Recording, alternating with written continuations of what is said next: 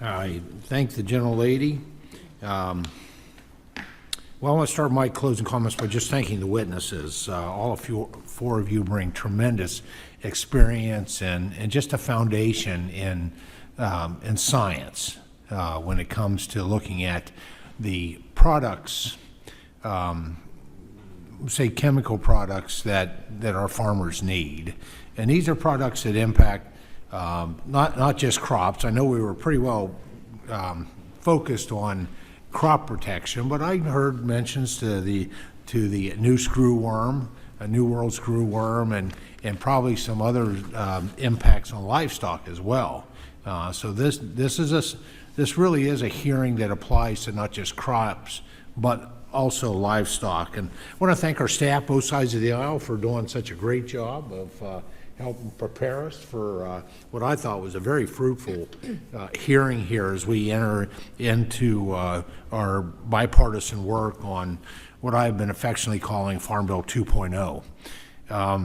American agriculture can be defined clearly as science, technology, and innovation. We have a record of that. It is undeniable. There are fewer applications of this definition than what I view of the crop and the livestock protection products that are out there. And just as an example, and I give credit to Secretary Kennedy, who is responsible for the FDA, within the past week, their approval of a medication basically in the poultry industry to address the northern fowl mite, which has an impact on the health of the birds and also decreases egg production. And we all remember the egg crisis here that we experienced earlier. And so that is an FDA approval that came out within the past, probably 5 days ago, under the leadership of the FDA, which is under the jurisdiction of Secretary Kennedy.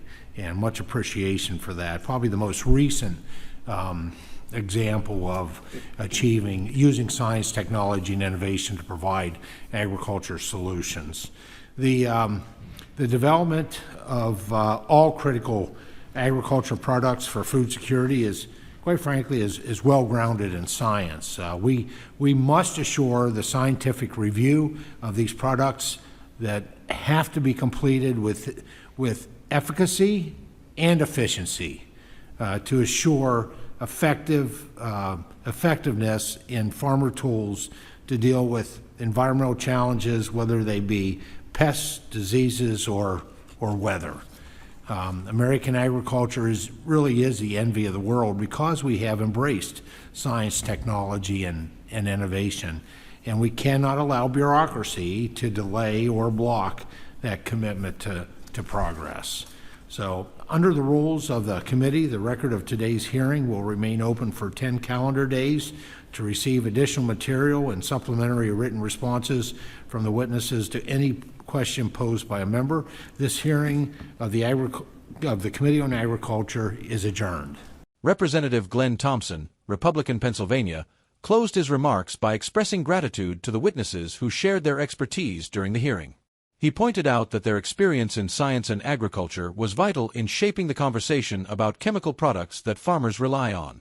While much of the discussion centered on crop protection, he noted that these products also affect livestock, mentioning the example of the New World screwworm as well as other livestock-related issues.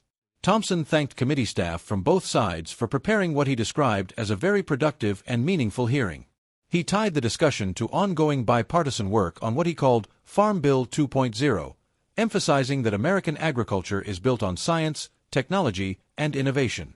According to him, this foundation is undeniable, and it defines the nation's success in both crop and livestock protection. To illustrate his point, Thompson highlighted a recent FDA approval under Secretary Kennedy's leadership, a new poultry medication designed to combat the northern fowl mite. This pest reduces bird health and egg production, and the approval of the treatment was welcomed as a timely solution, especially given the recent egg shortage Americans experienced. He presented this as a clear example of science and innovation delivering practical solutions for food security. Thompson stressed that agricultural products must undergo scientific review that ensures both efficiency and effectiveness. Farmers need reliable tools to face environmental pressures such as pests, diseases, and weather challenges, and delays caused by bureaucracy should not interfere with the delivery of these solutions.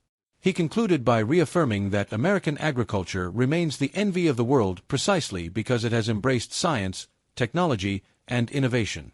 Finally, he reminded those present that the hearing record would remain open for 10 calendar days to accept additional materials and written responses from witnesses before being officially closed.